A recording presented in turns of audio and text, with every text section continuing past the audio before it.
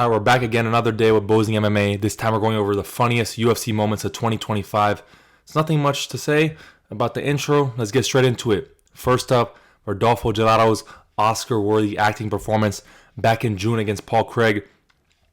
He tried his best. Honestly, he looks like a bit of a doofus, and this was a doofus performance, honestly. But it was good. He got me at first. Before I saw the replay, he got me at first. He got me good. I was like, oh shit, he just went out from an up kick, got up all scared because he's a little dazed, whatever.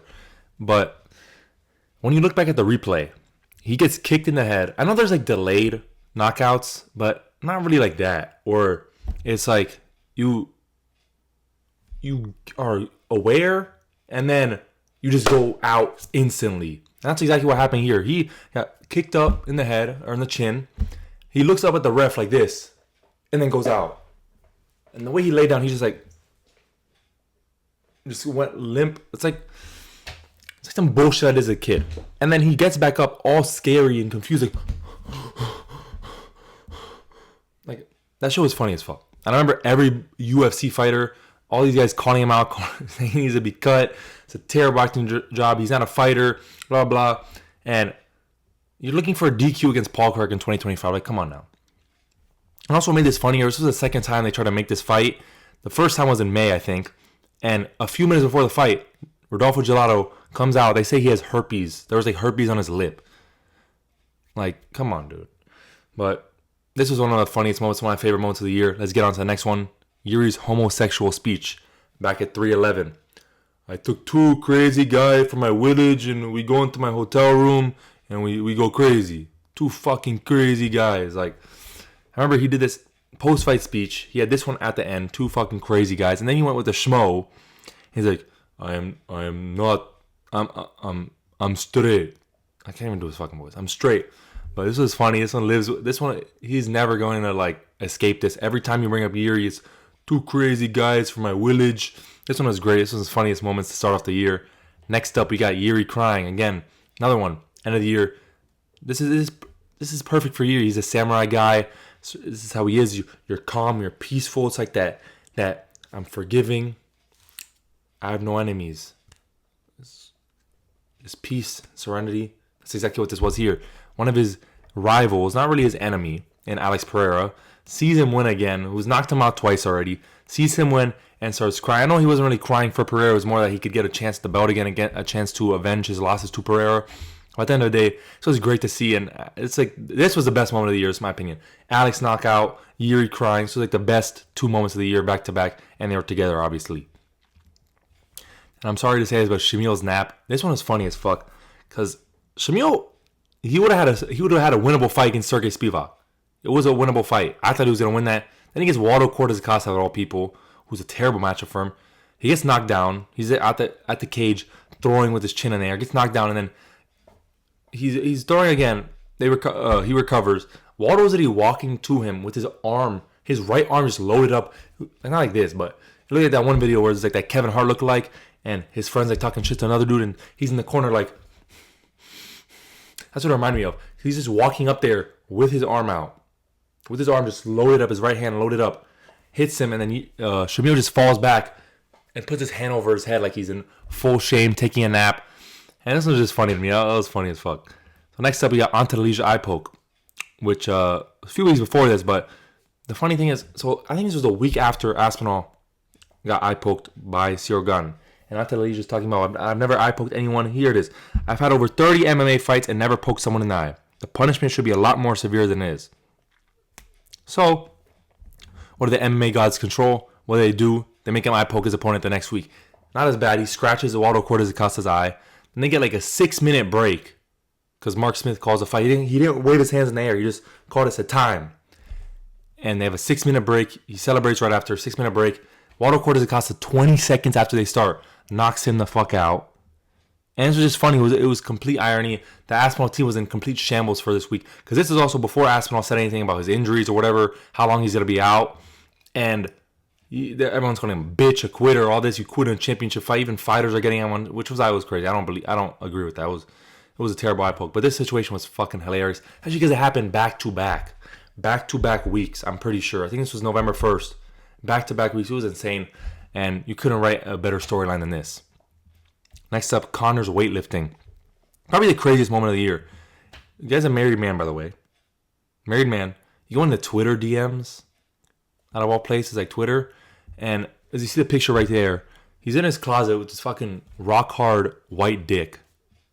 And it wasn't just a regular dick pic. He had a weight on it, weight strapped to it. I've never seen that in my life. As someone lifting, I've heard jokes about like, oh, I'm lifting weights to make my dick bigger, but I know it's not for your dick bigger, man. I don't know. Maybe your stroke game. I don't fucking know. I don't know how that would help. Maybe do some hip thrusts rather than like just flexing your asshole. Because you got to flex your asshole to get your dick up. Right? And I'm doing it right now. I mean, I'm not brick. I'm not brick because of this, but, I know how to do it. So, this was crazy. And it's Azalea Banks and all people, like the most random shit. This was funny. And then Chael's reaction, I can't stop looking at Connor's dick. I can't. It's in my head. All like, I mean, it was for me too. That was funny as fuck. This was like, and I think it was this came out in the morning. So I woke up to this news. I'm pretty sure, like, there's no timestamp on the tweet, but or the screenshot, but it happened in the middle of the night. You wake up to this. This was funny as fuck. I love waking up to news, but this was some bullshit. Waking up to news is like when I think it was 294. Everyone dropped out, and 295 when Usman dropped out. Charles dropped, or not Usman, when Usman stepped up for Paulo Costa when he dropped out, when Volk stepped up for Charles when he dropped out at 294, and then 295, same thing when Yuri and Alex stepped up, Tom Aspinall and Pavlovich stepped up. It was like that. It was kind of like that. Those are good news to wake up to. This was just some bullshit. Next up, we got Dumas's No Nuts going off of dicks. That was the loudest pop I've ever heard, and I feel bad for him because this was a fucking terrible. It was like a straight on the nuts. Loud pop. I don't think he got up for like 5 to 10 minutes. And as you can see right here, they had to stretcher him out. Like, I've been hitting the balls before when it's like a big, like I play basketball. There's big black dudes, strong, explosive motherfuckers. They'll come down, hit me in the nuts with their leg, with their knee, with their fist. And that shit hurts. I could imagine taking a full-on kick from a big motherfucker. Zach Reese is pretty big. Probably 200 on fight night at least. Big dude, he fucking full force kick to your nuts and it popped like that. Like, oh, it needs to be stretched. I couldn't imagine the pain. Dumas is a soldier for that. So next up, we got 45-70. This was like the first one of the year. My question is, why was he so mad? And again, it's like a year with the two crazy guys. He's going to haunt him forever. Like, I don't know what the fucking conversation was, but then Kevin Holland's like, you know what a 45-70 is? Rampage's like, no. And then Kevin Holland gets all in this pissy-ass mood. Like, you don't know what a 45-70 is? Huh. I can't respect a man who doesn't know his caliber. I'm like, the fuck are you talking about, dude? It's just some bullshit. And I don't know. Kevin Holland's been on some... ever since this, I feel like he's been... Like, it's been even worse. He's been a little more insufferable. He went from one of my favorites to, like, it's kind of just like, oh, Kevin Holland's fighting, whatever. Because he had the whole nut shot thing, too, with Mike Malott. That was one of the weirdest fights of the year. And he's, like, talking shit the whole time. It's like, either you're going to fight or you're not. And he's been a little pissy the whole year. I don't know what's up with him. I think this was the start of it, but... yeah, whatever. Next up, Bryce Mitchell's one-liners. This press conference was the best press conference of the year. 314. I remember they had 2, which hopefully they do more of. But he had 3 really good ones. He had, because Gene Silva's always barking. Usually barking up the wrong tree, that's like a metaphor. But this one, he was like, real. You're barking up the wrong tree, motherfucker. That one was peak. I love that one because Gene Silva's barking all the time. That's his whole thing. And obviously he's barking like a dog. He's like, I put a lot of dogs down in my day. And one thing they all have in common before they die is they squeal. Or some shit like that. But that was hard too. This, and then he's like, you got Lord on your chest. I got the Lord in my heart. This shit had me thinking Bryce Mitchell was about to go out there and submit Gene Silva, or at least win a decision. This made me almost change my pick. I had Silva TKO round 2. It was a submission round 2. But this shit made me change my pick. That was hard to fuck. This was one of the best press conference performances, whether over the 2 that I've ever seen. The Bryce Mitchell was putting up fucking numbers in this one. And next up, going off that press conference, the whole Coulon incident, the best moment of the year in any press conference. It's the only good press conference moment. That one goes off of it too. I meant to say only good press conference. And we need this fight. This was funny as fuck. I was at this press conference as well because it's in Miami. I live down in South Florida. And it was just like, we're sitting there and it's like, you just hear, Coulon? Coulon? Yeah, Coulon? And then the translator's like, oh, he didn't even fucking translate this. I'm just hearing them go back and forth in Spanish. I'm like, yo, let's do your job, bro. Like, come on, just do your job. He started doing it late, but you couldn't even understand because they were talking so fast. It was just, and I thought we were gonna get this fight. I thought we were gonna get some for Noche, and reportedly Diego Lopez said he was offered this fight for January, or not January, Noche. But Yair turned it down. I don't know, because Yair's in surgery right now and he's flying fucking planes. Like, dude, can you fight? Instead of fighting once a year and calling for title shots and being a little bitch and turning down fights, stop fucking flying. Like, actually fight. Be a fighter. He's like those rich kids. I don't know. He just reminds me of those rich kids who like talk all this shit, talk all this smack, or act all tough. And you do something to them, you retaliate, and they're like, I'm going to sue you. My parents are going to sue you. You don't know who my dad is. Like, some bullshit like that. And, I need to get Yair Rodriguez out of here because I think he's I'm sure maybe they offered him an Aljo, maybe a Steve Garcia, and he's probably turning all that shit down. He doesn't want any of it. He wants a favorable matchup, maybe like a fucking. I don't even know if there's any favorable matchups.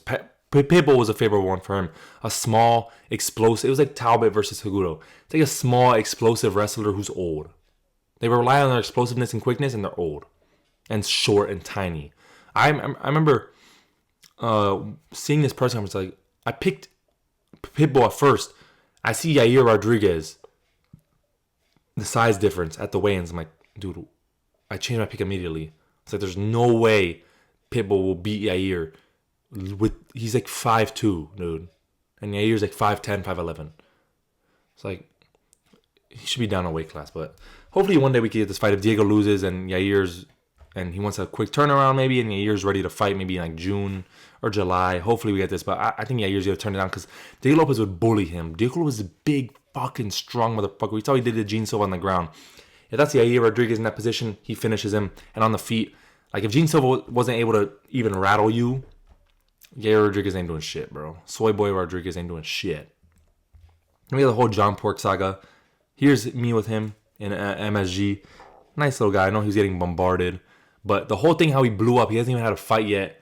Crazy performance on Dana White Contender Series. Hasn't even had a fight yet. And we're calling him John Pork. I know it's because that one video and John Pork, obviously, but like a Muslim, his nickname's Pork.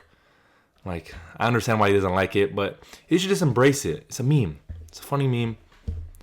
And we get the 322 fight with Dylan Dennis. Of course, he's already added into that the whole Dennis and McGregor versus the Dagestanis, and we already added this on. And it sucks because I was at the MSG fight. When I go to the bathroom, that's when the fight happens. And it was happening right. I just spit all over my mic. The fight was happening right in front of me. Right in front of where I was sitting. Sitting. Sorry. Fight was happening right in front of where I was sitting. And, dude, this fucking guy. I come back to my seat. My dad and this lady are like, who was that fighting, dude? There's just some huge brawl. I'm like, oh my God. I go on Twitter. It's fucking John Pork versus Dylan Dennis. I'm like, fucking hell, bro. Thank God I didn't miss anything else, but that was one of them. Next up, we got Tweaker Pato at the 318 press conference. We already know he's got the secret juice. The secret powder. He was just like... This is another good press conference moment, but not much to say about this. This is funny as fucking. Pato, out of all people, he's that party type. Looks like he does coke, like whatever the fuck. I don't even know where he's from. Was he Colombian or something? What is he? No, Brazilian. Fuck. But he looks like, yeah, one of those guys from the South Americas who's always on coke, that Colombian coke, that snow, and he's loved girls. This is like he's the perfect MMA fighter to do coke, other than John Jones. So this is a funny moment and makes sense. Next up, Jamal versus Joanna. This one was crazy. I remember seeing this. I got a lot of backlash for my video I made on it on TikTok because I was like, I saw it differently. I was like, I see the video. It's like Jamal Hill's like, I'm gonna knock you the fuck out to Joanna because she got aggressive with his lady. I thought aggressive meant just like talking shit. I didn't think like, oh, I'm gonna beat your ass, I'm gonna smash your head in, or like hands. So I'm like, I don't know, saying that as a light heavyweight to a strawweight, it's a little crazy. That's all I said. I said, I understand you gotta defend your girl, but saying that the light heavyweight to strawweight is a little crazy. People are like, oh, you're a victim. You have a victim mindset. I'm like, dude, I said one thing. And my mindset is like, I'm a big guy. I'm 6'6", 225 pounds. I'm a big dude. I've been a big dude my whole life. And anytime I've been like aggressive or in an altercation with a girl, even not even aggressive, or just where a girl's telling me, like snitching on me. I remember back in elementary school, there's this girl. So I was in aftercare in 2nd and 3rd grade. And I was always get like, the teachers, they wouldn't pick on me, but it's like, I'd always get blamed for some bullshit. There was a couple times like this girl, we were you know the line leader, you're a line leader caboose. I was a caboose. This little girl was a line leader. So it was like 3rd grade. She's saying I ran her over while we were in line. That didn't fucking happen. And I got in trouble for that. They didn't believe me. They believed her. I'm like, come on, dude. There was another time this kid was at the water fountain, and he like his head hit something, and I'm in the back, like 10, 15 feet away. I don't even see this kid, and I'm laughing with my friends, and he thinks I'm laughing at him, and I was the one who did it, who like pushed because he got his head. I think he got to either hit his head or push his head in, or something like that. He tells on me. He snitches on me. I think his name was like Mateusz, or some shit like that, some little fucker, and then I get in trouble for it. They believe him again. It was like always that shit. So me, I'm like, any altercation I get with somebody, I get antagonized. I make it feel like I'm in the wrong. So I said, Jamal Hill is a little crazy. This is how my experience is. And people are calling me a victim. They're calling me, oh, you're a bitch. You wouldn't protect your woman. I'm like, I didn't say all that, first off. I said I would approach it differently. I'm more of a dissolve the situation, like just relax, leave it. I'm not the fucking aggressive type. And whatever. After I saw the video, I was like, okay, now I understand. Because Joanna Jędrzejczyk's like, hi, everyone. I have worked so hard to keep this reputation, this image, and I will not let some lies, ruin that. Thank you. This matter's closed. You don't get to close this fucking matter. First off. 1 minute bullshit PR video versus 27-minute response by Jamal Hill. I watched the whole thing. I made a video on it as well. Jamal Hill's like, she's threatening my woman to like bash her head in. He slid in her DMs. So this was pretty funny as well because the whole situation with the DMs and bashing his head in and shit like that. And then Joanna Jędrzejczyk posted a video the other day of her in a bikini going in the snow and be like thirst trapping some bullshit. And then people were tagging Jamal and she's like, you can't tag him because he's blocked. Or talking about Jamal and he's like, you can't tag him because he's blocked. So this whole situation was very funny. And the whole thing with Jamal hitting on her, trying to get in her pants a few years ago. I think Wally was with this girl that he is now. Was funny. And the whole 1 minute versus 27-minute response video was funny. And Jamal Hill gets too much hate anyway. So on to the next. Bilal's walkout at 3:15. Holy shit. Before he fought JDM. I saw this. I was like, this is over, bro. It is over. Bilal, you are not the type of person to be belly dancing and smiling in the ref's eye or the cut man's eyes. Don't ever do that shit. It made me feel uncomfortable. Because Bilal was like, he's like doing all these dancing with his belly and like smiling. I'm like, all right, let's tone it down, bro. That's not you. That's not you. You're not sexy enough. You're not like cool enough. You're Bilal Muhammad, bro. I like Bilal. I'm a fan of Bilal, but you gotta stick to your personality. You gotta be who you are. Be yourself. Maybe that's him, but maybe that's him in private. At his parties, if he has like a Arab wedding or something, a Muslim wedding, they have all that fun, they're dancing maybe. But when it comes to a walkout in the UFC and to the fans' eyes, that is not you. Do not ever do something like this again. I want to get a win, but don't ever walk out like this because you will lose again and you will make me feel uncomfortable and I might stop being your fan. Next up, we got The Greatest Speech Ever by Robert Bryczek. And I thank you for the kind words. I felt very motivated watching this because never ever believe in yourself and give up. I know there's some language barriers, but like fucking up twice in the same sentence. I know there's like a language barrier, whatever. He's Polish, but fucking up twice. Like never believe in yourself, never give up. Okay, but never believe in yourself and give up. Like it's either one or the other. You make a fucking mistake with one or the other, not both. Like come on now. Yeah, we gotta fix this. We gotta go to do some English classes and kind of try to stay focused. And another one, Pinto's pump fake. This time he actually tricked me because I've heard him talk before. I was watching him. I was like, this guy not like I know he's from Portugal, but he's from London as well. Like one of those London black people, like the Leons and stuff like that, Larones, or the UK, whatever the fuck. And I'm like, does he? He does better than Gelato's acting. I'm like, sure. I'm pretty sure this guy speaks fluent English. I've heard him talk before, and he had this whole thing where he fooled me, and then he goes up, thank you to my coaches. Or he's like, I practice his speech. I'm sorry, my English is not very good. I have little English, but I practice speech. And he goes into full like fluent English. He actually tricked me. That was a good moment though. He's like Shama at the end. That was good. And he's gonna want to tear in 2026. I'm making a video. He's included in it. That one will be coming out this weekend. Next up, we got Peterson's worm. I don't really have any text for this, but it was just funny as fuck. The way he fell.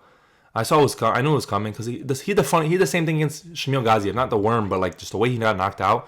He like got punched and just like falls back and just like and then takes his mouthpiece out and just like throws it. This one he's like doing the whole worm. I know that shit hurt his back because he's a big dude, all that weight going on your spine.